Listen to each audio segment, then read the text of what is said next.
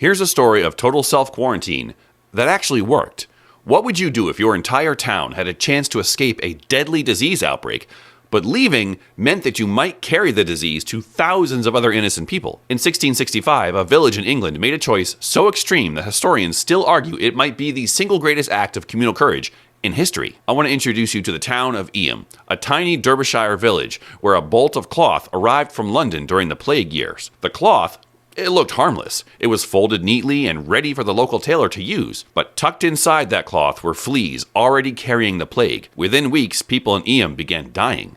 And then more died. And then everything fell apart. Panic made sense. Of course, London had already lost tens of thousands. Everyone knew the plague moved through people who fled.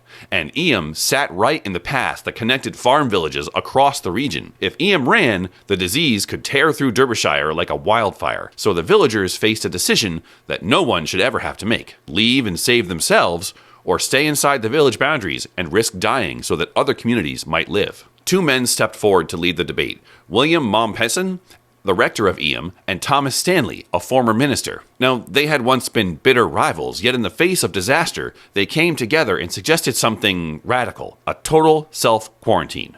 No one enters, no one leaves. Not for months.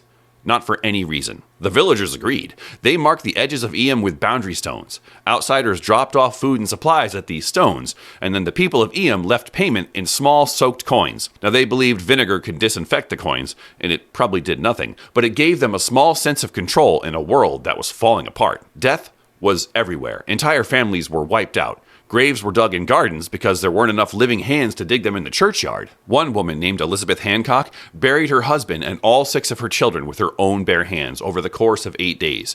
She survived, but her entire family was gone. And yet, the quarantine worked. Neighboring towns were spared. The plague did not leap from village to village in Derbyshire. Eyam absorbed the entire blow. By the time the outbreak ended, about 260 of the 800 residents were dead.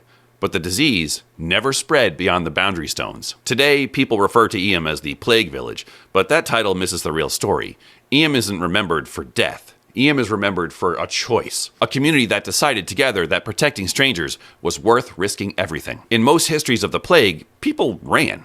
They hid. They blamed others. Eyam did the opposite. When catastrophe arrived, they closed the gates behind themselves, looked the future in the eye, and said, "We will take the burden so others don't have to." If you want more stories about ordinary people who made unimaginable choices, like, follow, share, and subscribe for more.